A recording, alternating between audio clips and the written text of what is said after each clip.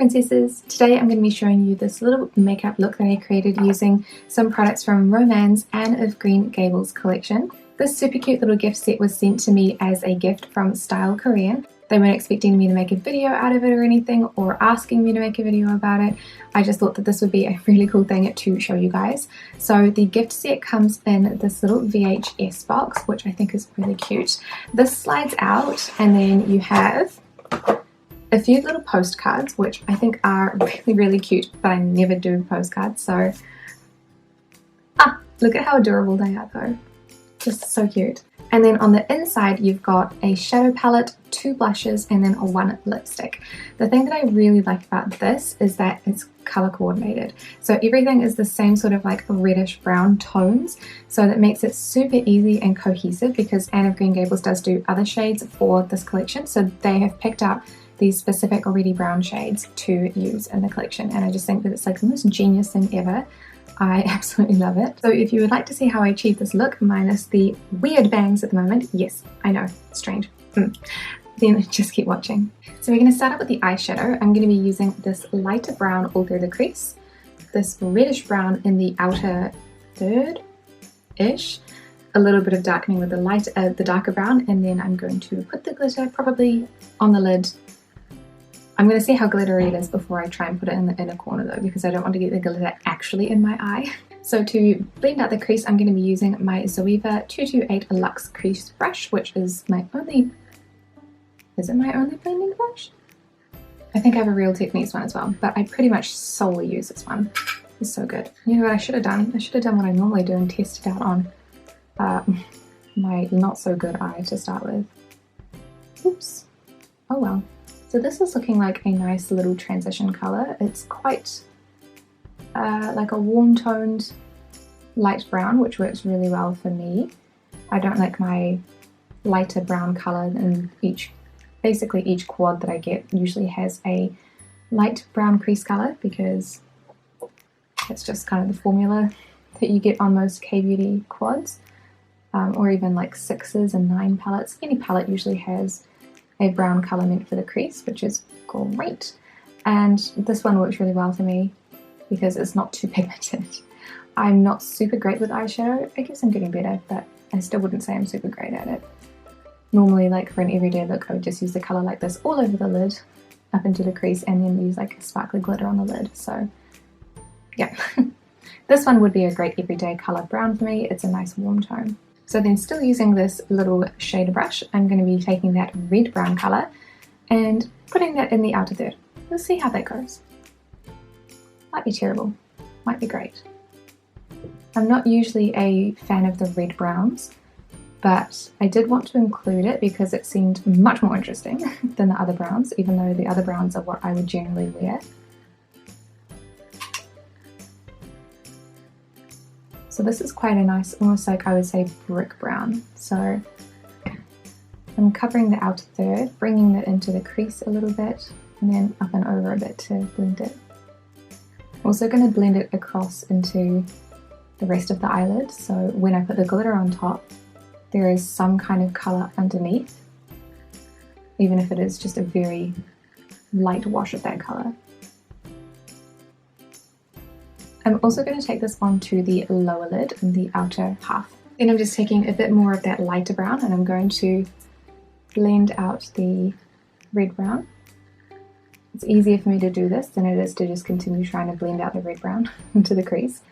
Normally when I try to do that, it does not work very well for me. And then I'm going to add just a little bit of that very dark brown into the very outer corner.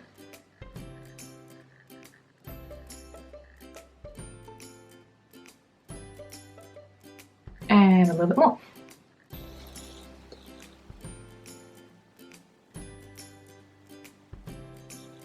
So that's darkened it up a bit more there. And then I'm going to try and add that glitter into the inner part of the eye look. I'm going to use my finger for this. Ooh, that's pretty.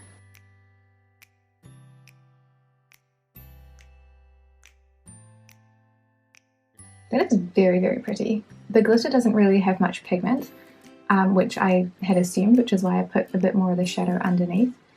But it is a really beautiful glitter. I can see lots of blue and like a light green for the reflects. Just going to pack on a little more. You can never have too much glitter. And then I think I might use this in the under eye area as well. So I'm going to use a flat shader brush for this. This actually behaves okay on a flat shader brush as well. Probably not the best method of application. I would definitely go for the fingers. But still fine. There is a fair amount of glitter fallout though, so be warned for that. Okay, so that is pretty much it. I'm going to do the other eye, eyeliner, mascara, and then fix my fringe. And then come back for the cheeks and the lips. So the fringe is like super long, I know, which is a choice. So I've just made it really thin for the time being. The rest of it is just clipped away, don't worry, it's still there. Just so I can mess with it later, just ignore it for now. So the kit came with 2 blushes. There is a light apricot-y kind of colour, which has number 7 on it, and then a more like brickish red that matches the eyeshadow, and this one has number 6. So I'm going to attempt to layer them. So I'm going to use the lighter peachy colour, maybe more like a nude.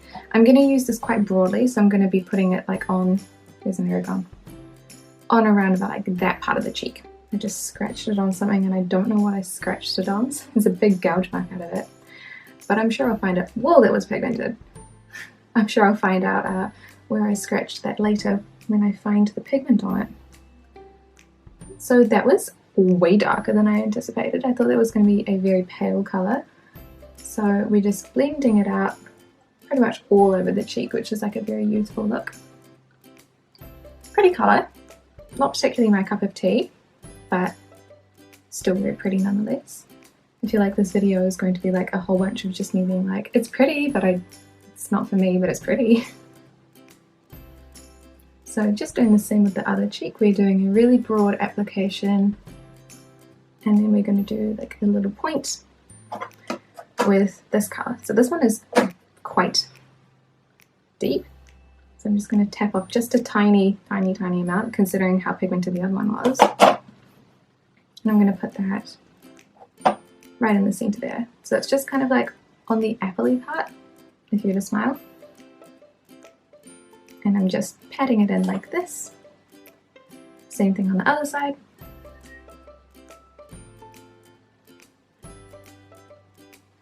Very cute. That's a lot. For me, that's a lot. So I'm just going to blend it. And then I'm going to go back in with a powder brush and then really blend it. And then the last step is the lipstick. This is the number 12 and Shirley. And I'm not sure, nope, it's all in Korean. I'm not sure what kind of tint this is. I just picked up some of the tints by Rom&nd. I have the see-through matte tint. Got 6 of these, which I picked up because I saw Kenny JD talking about them. And they look beautiful on her. I have used this one before and I know that it is quite pigmented. And so I'm going to do a full application of this.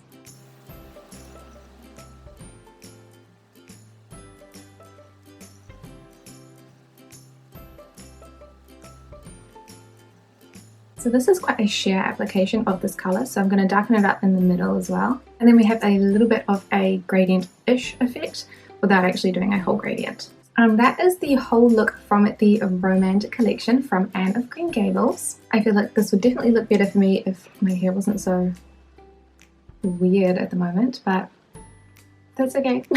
So I hope you guys enjoyed seeing these products in action. Let me know what you thought of this type of review where I'm talking about like a little mini collection of things rather than the whole line of each.